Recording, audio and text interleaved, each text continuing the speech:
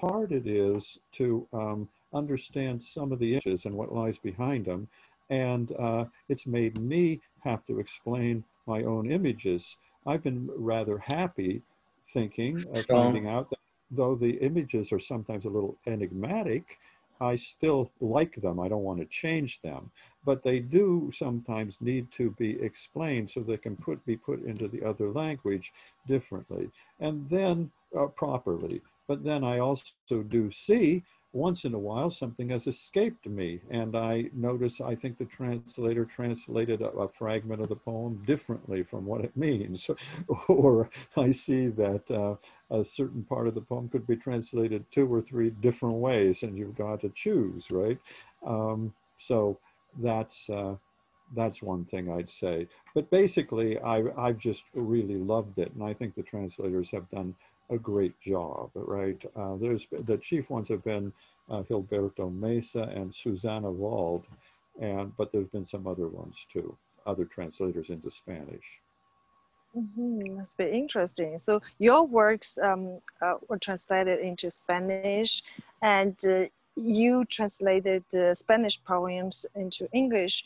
Right. How does this exchange like influence you? Like, does it influence you your view of Latin America, like its people or its culture, or how does it impact on yourself? It probably does in many ways. It certainly influences my view of Latin America and its culture, I think, and it may skew it somewhat. I really think of Latin America through its poetry, and I know very well that you meet many people down in Latin America who aren't interested in poetry at all, or who would say, you've got a pretty idealized view of us, because if you came down here, you'd find out that there's many difficult aspects of our society which aren't poetic at all. So, you know, I think there's probably a certain grass is always greener on the other side of the fence, a picture of me looking at Latin America as more poetic than North America. And in a lot of ways, I realize that Latin American poets look with great admiration on American poetry, you know, because after all, American poetry is very, very original, very vigorous, it's filled with writers that are just very interesting in a whole variety of ways. And Latin American poetry has learned and grown a lot from its encounters with T.S. Eliot and Ezra Pound and Robert Frost and Wallace Stevens and so forth. So, so there's, I think it's a two-way street.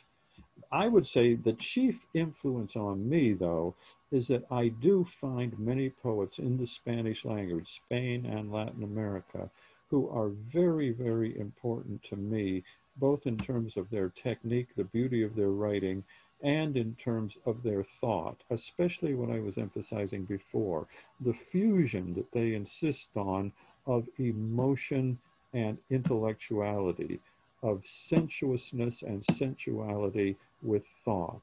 The idea that there is not or should not be a distinction between the book and the world. Doubtless there is sometimes, but in essence there is not. And when we're going towards a real living culture, there is not.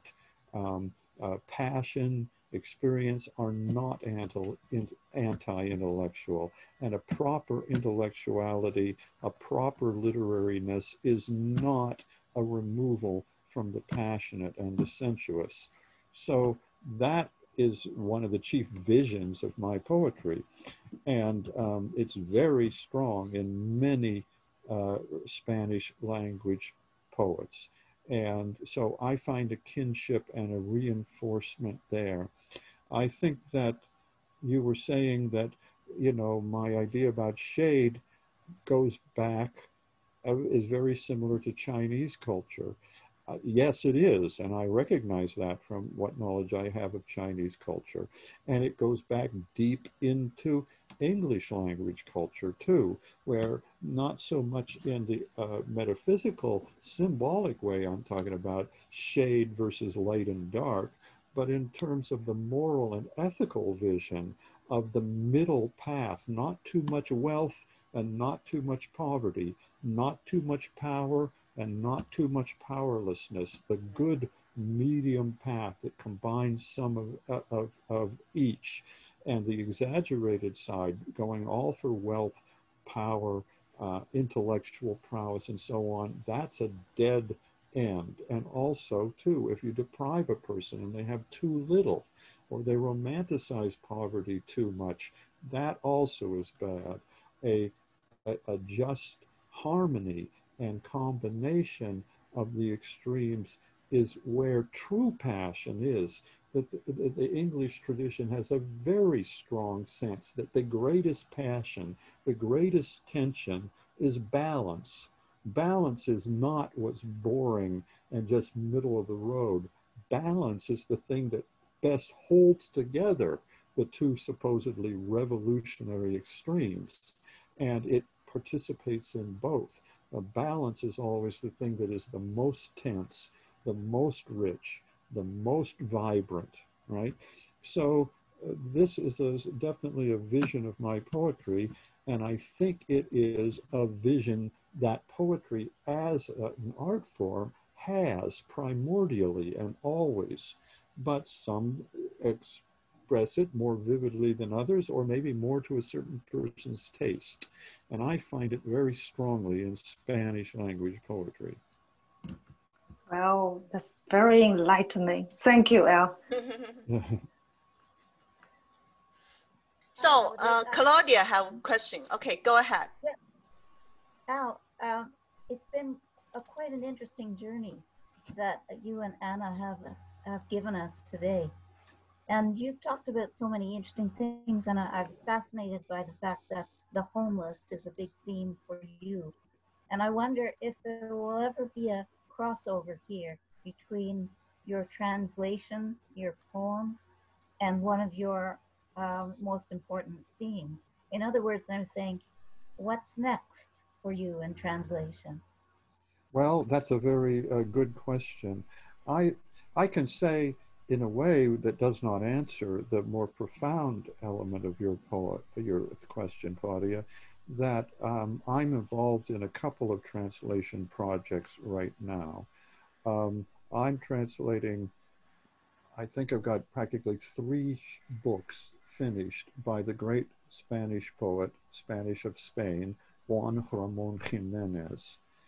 Jiménez is maybe just one of the very most wonderful of all 20th century poets.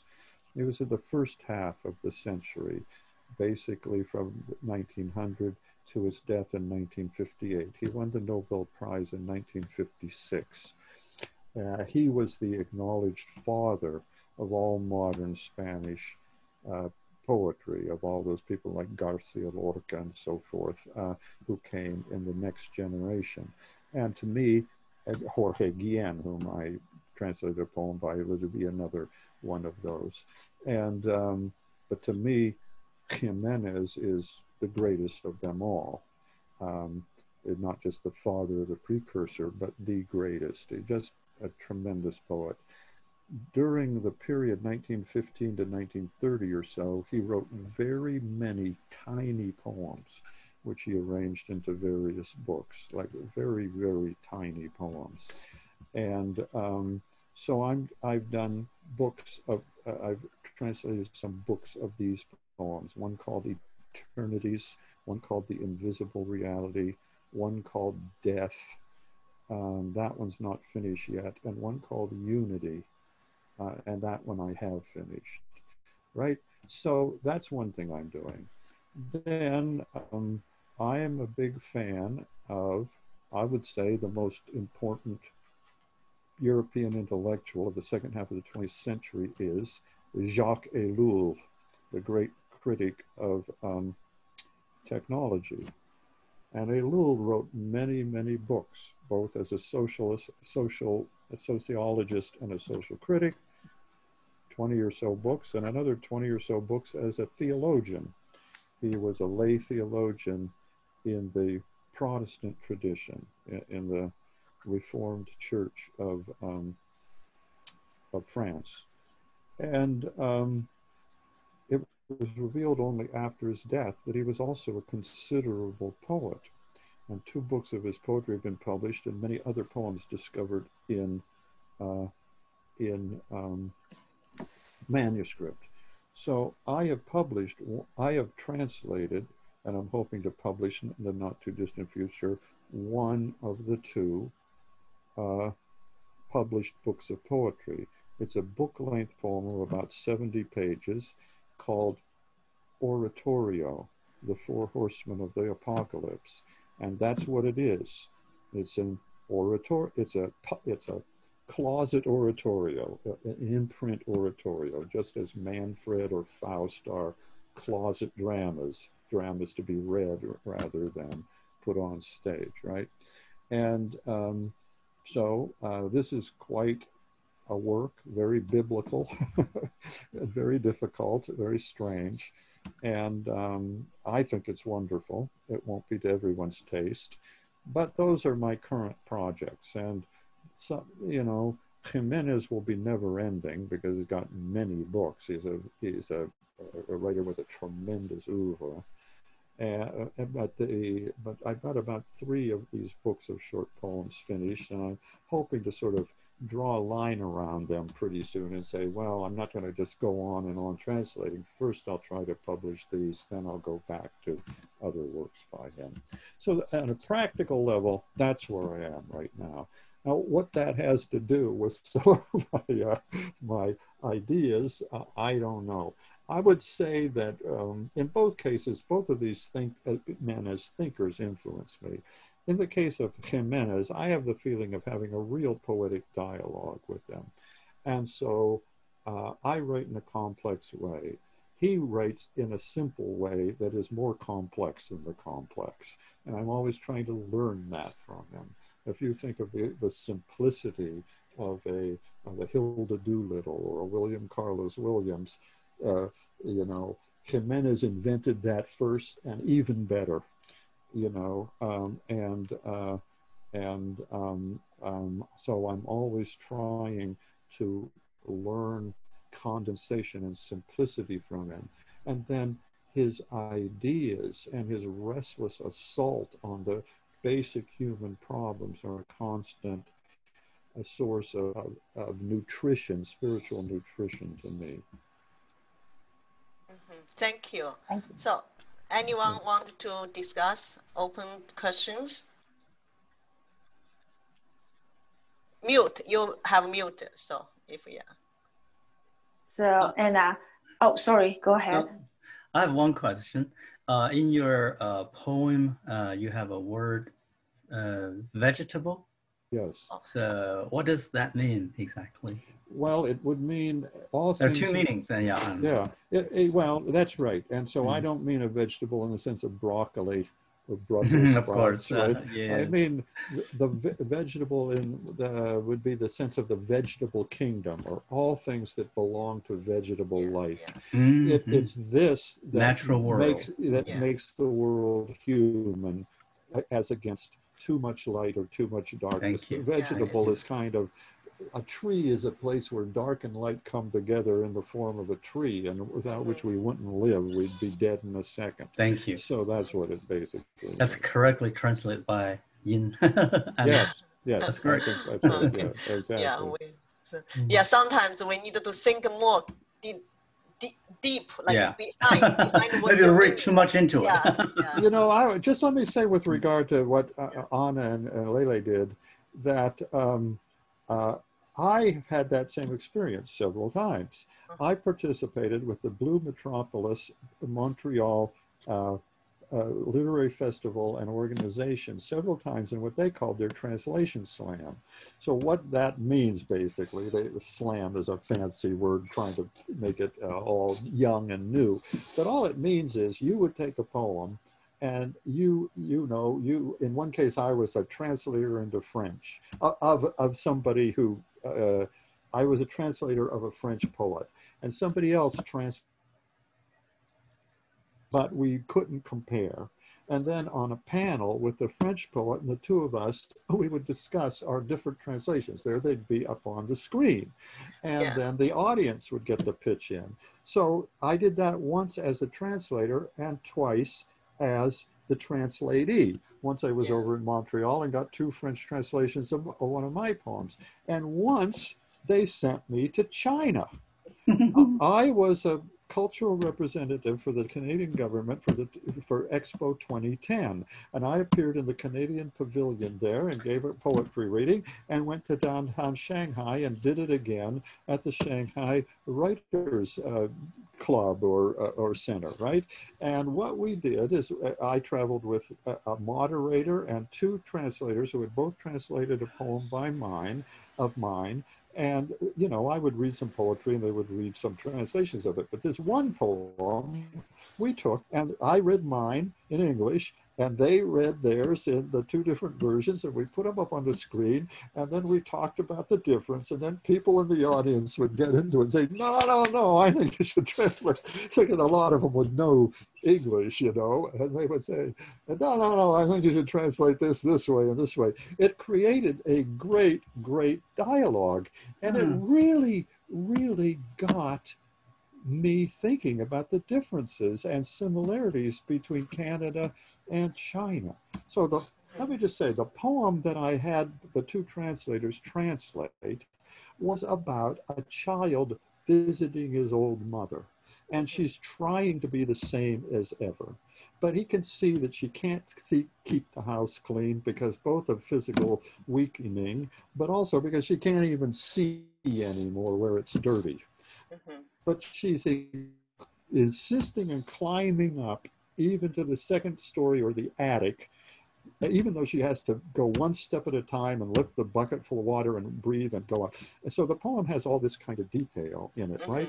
And I thought to myself, will people even understand this? I don't even know if in China there are houses with 2nd stories that you climb up to by steps. What do I know about it? I haven't been there. Maybe this won't make any sense to anybody. Well, people reacted to this tremendously. Like they were weeping. And I found out that not only was it a very moving thing to them because of the family orientation of the Chinese and their awareness of the generational shifts and things like that, but they were undergoing a crisis of this sort right in 2010. It was intensifying because of the one-child policy. So many children, many people who were not getting to be 40, 50 years old were having to take care of 3 or 4 elderly parents in a country which had virtually no nursing homes. And this was just a disaster for them. And it was just creating tremendous awareness of this phase of life and its characteristics and what it was like, what older people were like physically and sometimes mentally, you know, unwilling to change and so forth. It just created such a discussion, not only of the wording between Chinese and English, but more of the cultural similarities and differences around this very human thing of the changing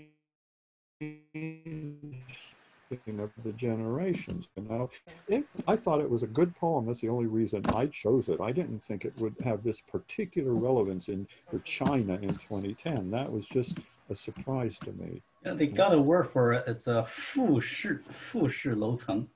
They even in the flats, in the flats, they got double 2 floors. I remember Toronto, University of Toronto also did that once. I remember my first time. Right. My first time right. You met you there.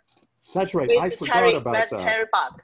Yeah, I forgot about that, Anna. That was really good, wasn't it? That was done in Luminato. What happened was Luminato came to Blue Met and said, can we also have a version of this? And so Blue Met and I used Luminato thing at the Elizabeth Bader Theater as a kind of run through for what we do in China. So you saw exactly what happened in China, right, for the Chinese reaction. I mean, the Chinese people in Canada obviously did not have the reaction of the Chinese and Chinese, you know. Okay, can I have a question for Al, if possible? Sure. I was away when you first entered into the room, Al. You were talking about something very important about your translation theory.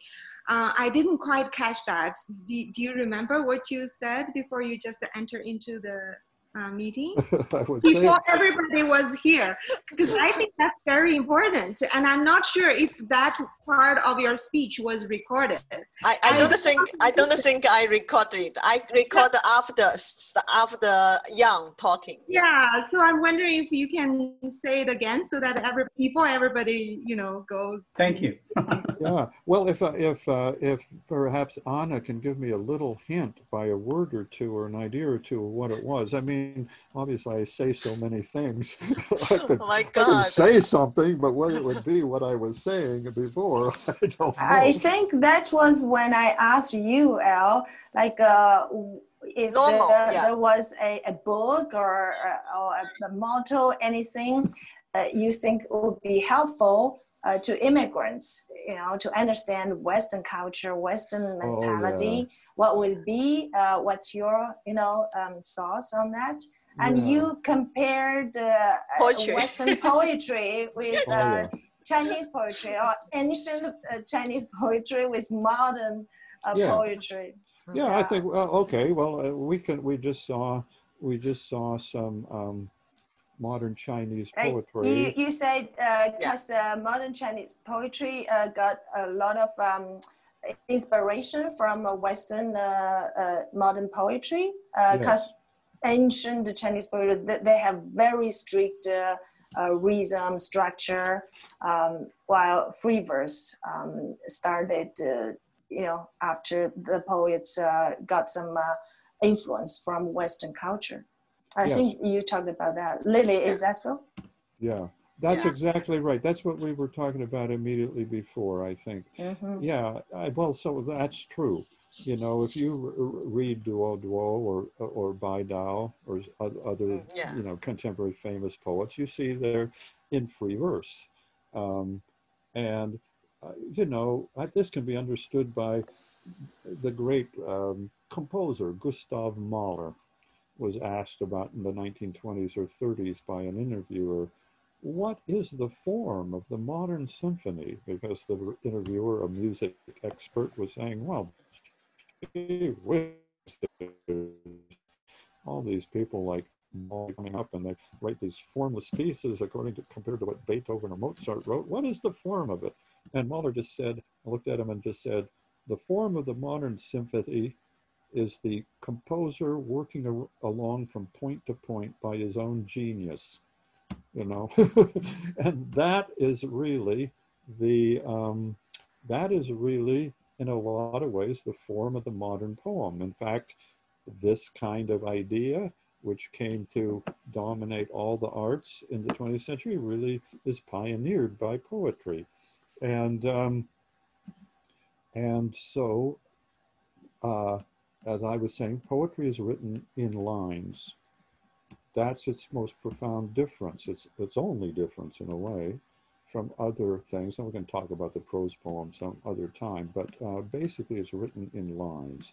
It seems like a very small thing, but as soon as you start considering it, it's a huge thing.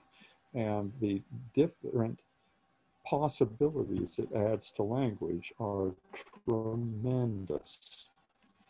And for this reason, look at theorists of language, and they've been inevitably led to the notion that what prose is poetry minus. To create poetry, to create prose, what you do is subtract some of the complexity from poetry. And the first thing you subtract is division into lines. And that immediately creates a great simplification and in a certain way, a great impoverishment of what you can do with the words themselves as opposed to what they mean, and then you pass by the words themselves, right? So formal verse of one kind or another really emphasizes this. It says you measure the lines this way. They get so many syllables or so many beats, and then they have to end. In Chinese poetry, depending on the style they're writing, you might write things that are in couplets. And within 3 or 4 couplets of the tiny poem, each couplet has to have a word about the same sort of thing in the exact same position, right? So there's sort of idea rhyme that is required and these kinds of things. So when the 20th century comes and the innovations of people like Juan Ramon Jimenez and Ezra Pound, and they take over, that influences people all around the world. And it certainly influenced the Chinese. And what the poet is doing is writing along from line to line according to the inspiration of his own genius.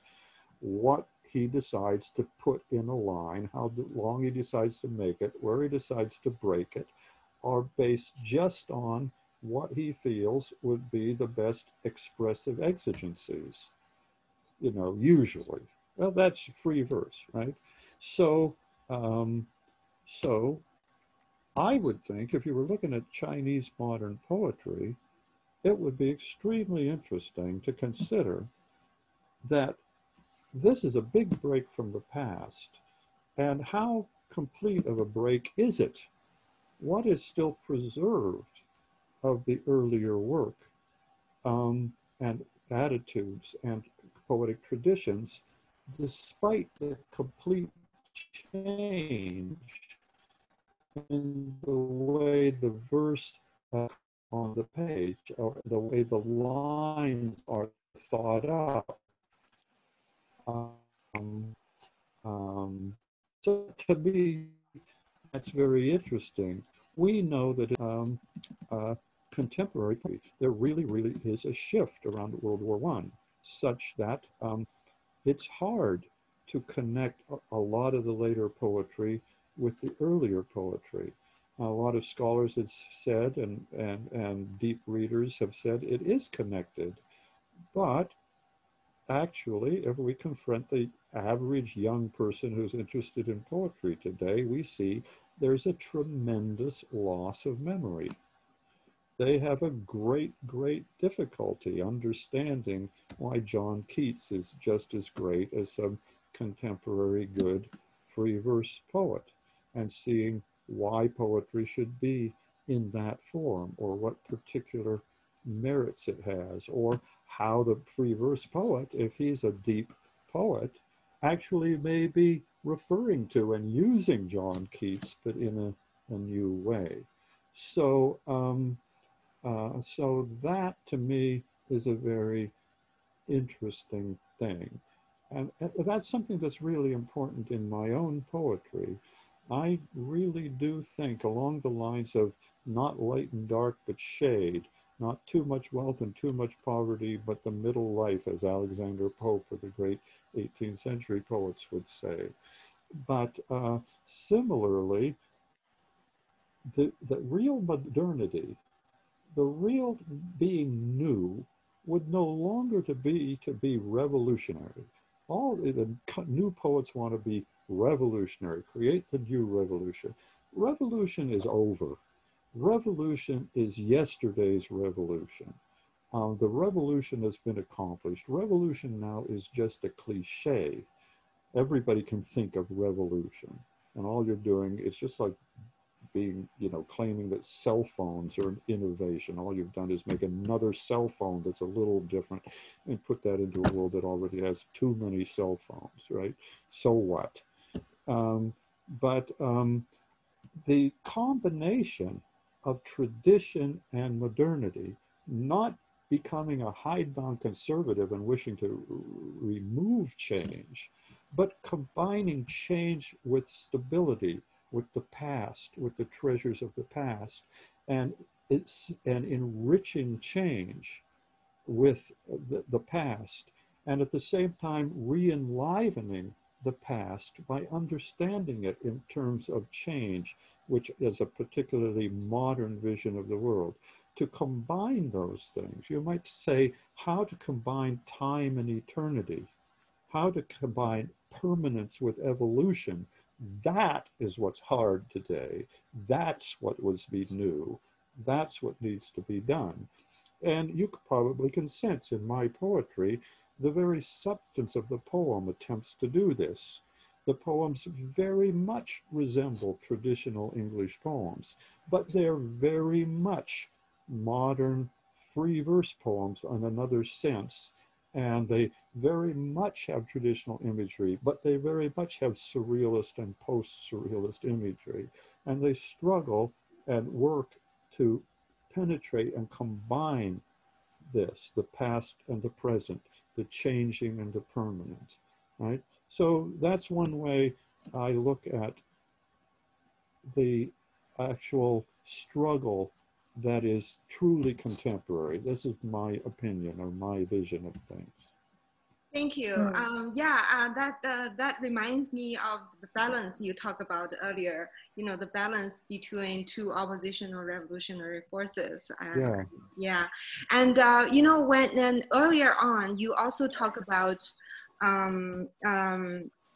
when you analyze a poem, Backstreet Repairs, you talk about you know, the kind of thing that has to do with objects or natural things. You know, the essence or the wisdom does not lie with river nymphs, but with quick fishes. And the representation of all these images represents the idea of, you know, the earth-rootedness you talked about earlier. So I was actually thinking of Chinese Daoism, because Daoism is also emphasizes very much about, you know, nature and even Buddhism too. You know. Yeah, so it's really interesting that people in the West will hear Taoism or Buddhism or, you know, Zen or whatever, and they immediately think of kind of airy, exalted mysticism. And when you actually encounter it, how much it's just about everyday things and enjoying a flower or whatever. I mean, now this is imbued with a profound significance, but at the same time, it's just plain living in many ways, and the combination of those things is so beautiful. Yeah, and I like your analysis of the young child, and when they are little, you know, they look at dandelions more.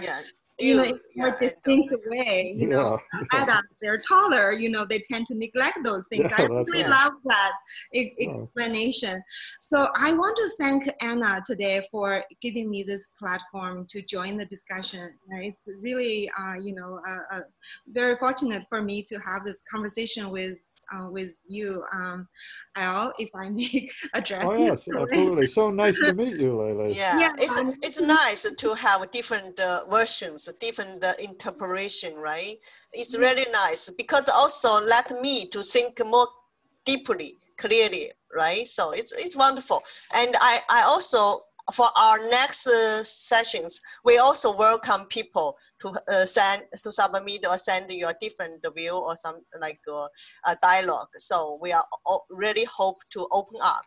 I would encourage people to come. They're really wonderful. I wasn't able, because of other things I had to do, to be on live with Molly Peacock, but then I watched the recording. Boy, that was a really great session, right? So the next one ought to be great, because it's with, which of the poets is, it's not with George, but it's with Alice Major. Alice.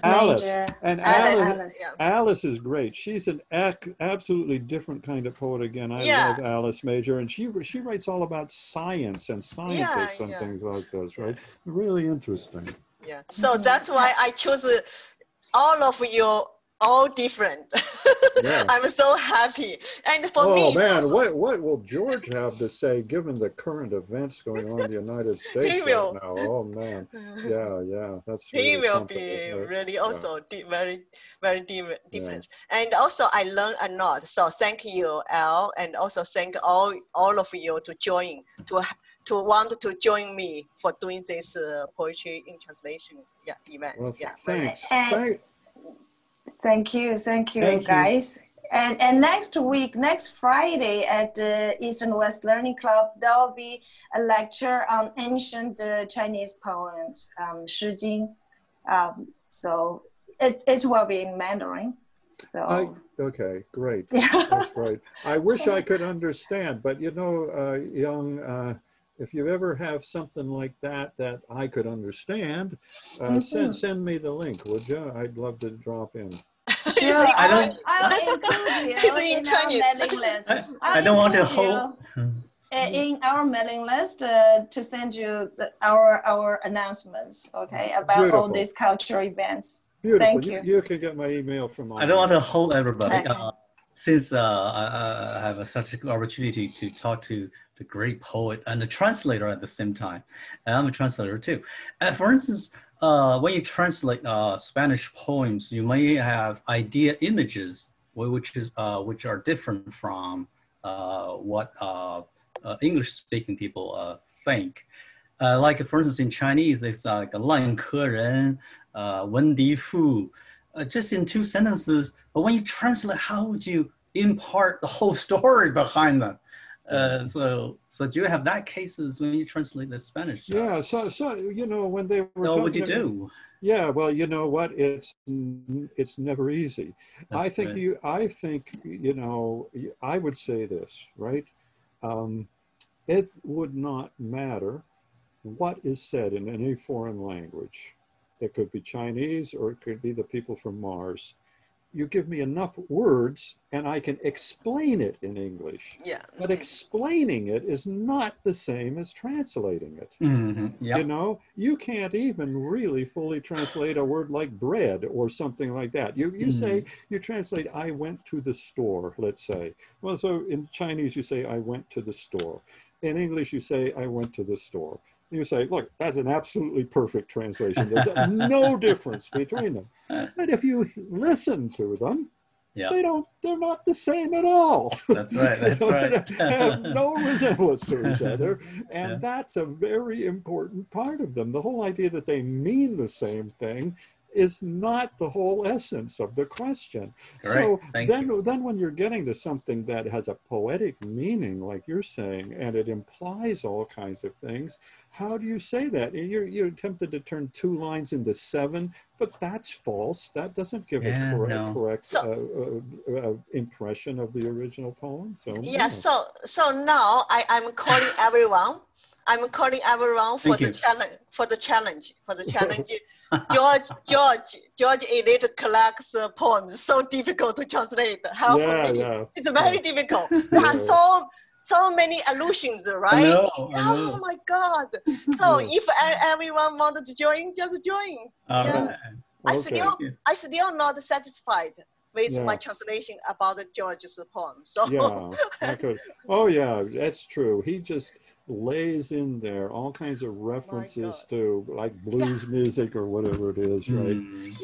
How would you even convey what that is? Somebody on the other side of the world doesn't even know what blues is, and then suddenly you get 12 names of blues artists. What does it mean, and what can you do with the passage, right? It's very, some of the here in Kentucky you have bluegrass also.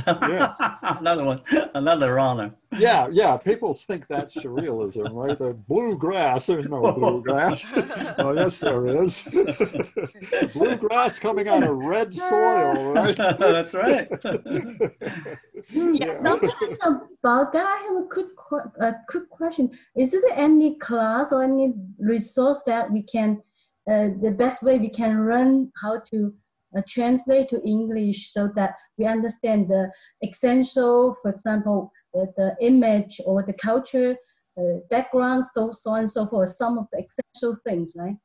You mean, how can you convey the Chinese ones into English, or how Yes. Yes. Yeah. I do not know. That's really, really difficult. The only thing I could really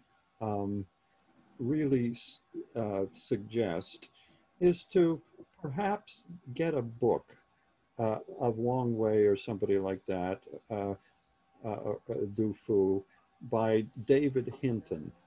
He's a premier translator today, Hinton, Hinton, and he has lots of books.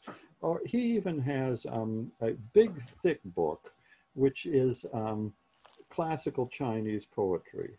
And so he's translated many poets, quite a lot of them. And then he's taken a selection from them and translated them in this big anthology. So his book of Wang Wei maybe has 100 poems in it, and in this anthology he's got 20 of them or something like that. So then you could read a few of these poems, classical poems, in English and Chinese, and see what he does. Okay. The poems come out in English pretty well, and you don't have any feeling you're not understanding things. On the other hand, he feels the need to explain to you in the notes and stuff some background about the Chinese form of so-called Zen Buddhism and so forth, other things like that. You could read a poem and you say, oh, that's a really, really profound, a beautiful, simple little nature poem, and you read it as an English nature poem. Well, that's great, and maybe it's as great as it can get. But also in the Buddhist tradition, the stork means this, or the pine tree means that. So it also has this hidden traditional philosophical meaning, right? So that you can't put in unless you're going to stick your footnotes into the poem, which of course is going to ruin the poem. Yeah, exactly. So you can see the kind of thing that Hinton does, what a good result he gets, but he does not think it's totally self-standing. It needs his introduction, it needs his notes, which explain.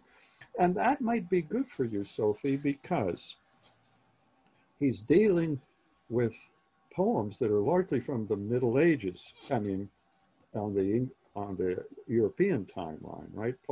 Poems that are from 700 AD or 1200 AD or something like that. So even to Chinese readers, they're just like reading Shakespeare or Chaucer. Even though it might be your language, it's still filled with ancient things that unless you're some kind of historian, you're not going to be that familiar with. So you might say, reading modern English translation, hey, wow, you know what? That really helps me. I understand it better than the original Chinese. The same way, just imagine if you're in high school in France right now, and you're reading Yves Bonnefoy's great translation of Hamlet, which was written about 20 years ago, you probably understand Hamlet a lot more easily and pleasurably than a English high school kid who has to read it in the original and look up every other word, right? Because Bonnefoy, just like translators always do, has conveyed it into contemporary French, right? That's true. You know, That's true. That's true. Yeah, that's true. I want to show this book.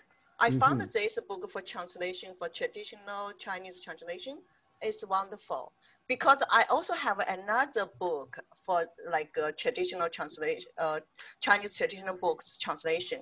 That one is by American very famous like translator, but I found his translation is more like a prose. But this one, this translated by like a professor in China. He did a more better job. So sometimes it really depends.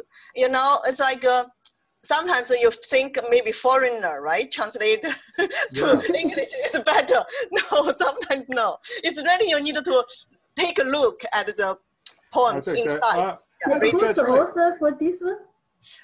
Yeah, it's a very old retired professor. I will send the cover to you. But long time ago. But I do find his is wonderful. Yeah. His name. So actually, I'm Chen sorry. Junfu. Chen Junfu. Yeah, actually, I have another topic. Like, say, I'm writing a contemporary Chinese poem. What is the best resource that I can write English contemporary poet like Anna? Yeah. Go ahead, Anna, because you're going to know this better than I do. I always encourage everyone just read fine poetry. Read a lot, right? Then you understand more. Then it can just came up to you. It will come up to you. So after you read a lot, very good poetry. Yeah. I mean, of course, when you help to do translation, it's also help. It's all because it forces you to learn more, you know? Yeah. Yeah, I think that's right. Is it some class in, you know? They had some course, like a creative writing course. Yeah, they had you can choose poetry. Like sometimes you can choose a fiction. So depends if you want which to choose. But for me, I think it's self-taught. It's more important. Yeah, because learning by doing. Yeah, self-taught. You're talented. I admire you actually, Anna. Well, there's a famous lines by the great English-Irish poet William Butler Yeats. Have you ever heard of him? A really great poet. And he says about poetry, nor is there singing school. There is no singing school but studying monuments of its own magnificence. In other words, there's no schools for poets. All there is reading great poetry. So just what Anna says, you know. Because for me, like sometimes when I was sad, I read a good poetry. I feel the world is beautiful. It's worse. It's worse to live. Yeah, it's like that. Yeah. So anyway, and it's over 2 hours now. So I don't know because Elmer's is very busy. Like I would like to say thank you to everybody and good night. But it's been a real pleasure. Thanks a lot. Thank you. Thank you Anna. So much. Thank you, everybody. So I will send the link. Yeah, share the link for the videos. Yeah, thank you. Thank you very much. Okay. Thank you. See you, Anna. See you again soon. See you, Elle, Anna. Bye. Okay, bye-bye. Thank you all for joining us. And hope you join us again. And hope you also take the challenge for translation, and especially George's poems. Yeah. Okay. And welcome to Montreal. Oh, thank you. Thank you. Yeah, some are poets here. Yeah, very good poets. Some are very good translator. Okay. All right. Okay. Bye-bye, everybody. Bye, Elle. Bye-bye. Good night. Bye. Goodbye.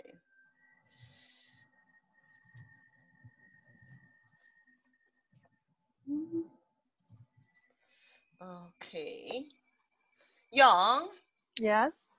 Okay, now I will leave. So I think I'll I end the meeting. Yeah, I will leave. So I will think I